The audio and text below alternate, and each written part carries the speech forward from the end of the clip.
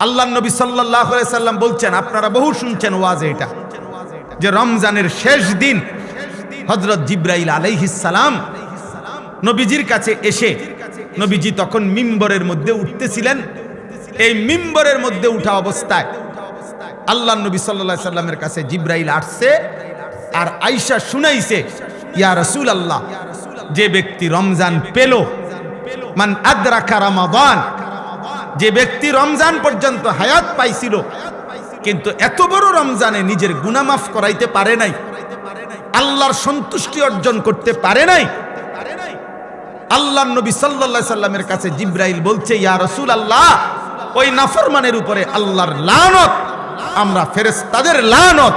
নবীজি বলছে আমিন, মানে আমি মুহাম্মদেরও লানত।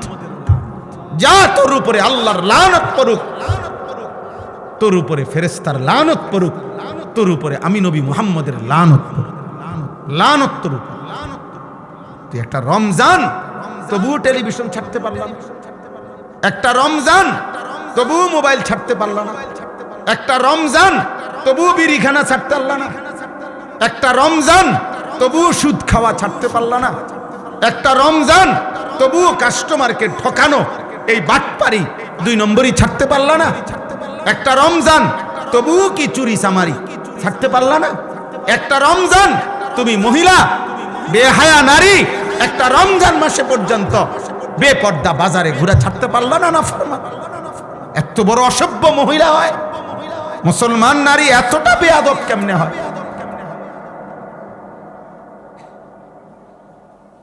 এতটা অসভ্য কেমনে হয় বলে।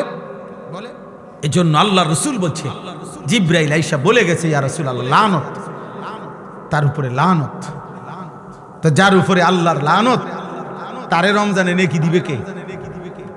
যার উপরে নবীর লানত, যার উপরে ফেরেশতাদের লানত, তাকে নেকি দিবে কে? বলেন। রাসূলুল্লাহ সাল্লাল্লাহু আলাইহি ওয়াসাল্লাম বলেছেন, মান লাম ইয়াদা কাওলা যুর ওয়াল আমালা বিহি ফালাইসা লিল্লাহি হাজাতুন আন ইয়াদা তাআমাহু ওয়া শারাবাহু।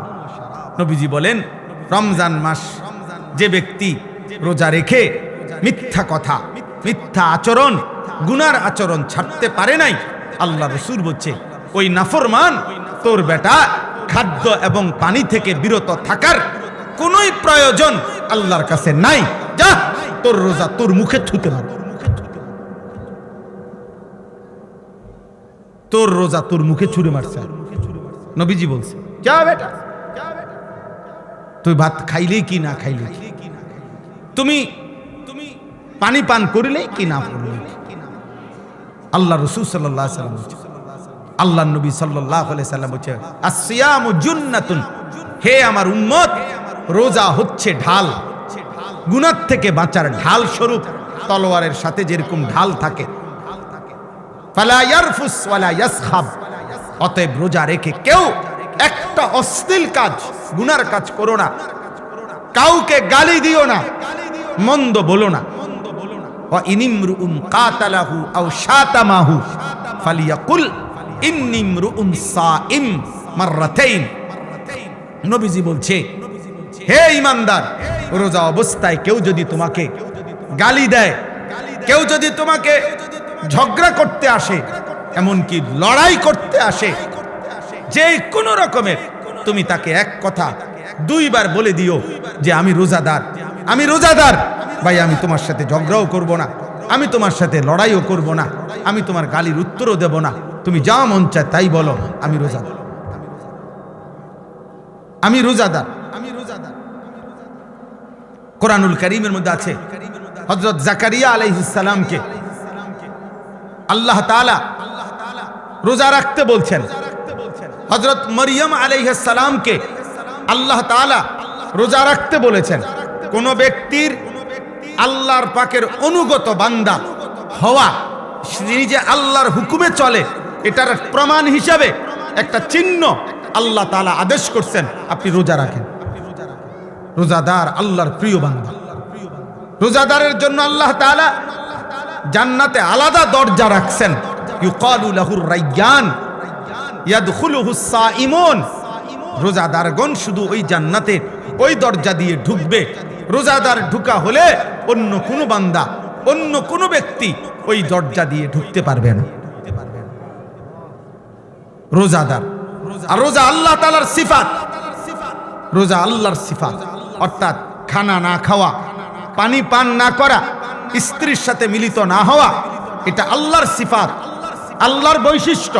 আল্লাহ খায় না, আল্লাহ পান করে না, আল্লাহ স্ত্রী গ্রহণ করে না। আল্লাহ তাআলা বলে, বান্দা যখন কিছুক্ষণের জন্য আমার রঙে রঙিন হয়, তো বান্দার এই আমলের বিনিময় আমি আল্লাহ নিজ হাতে দিয়ে দিই। আস-সাওমু লি ওয়া আনা আজজি বিহি, আমি বিনিময় দিয়ে থাকি। আর কোন হাদিসে আছে, কোন রিওয়ায়াতে আছে ওয়া আনা উজজা বিহি, অর্থ হইল রোজাদারের বিনিময় আমি আল্লাহ নিজেই, আমি তোর যা লাগে নিস।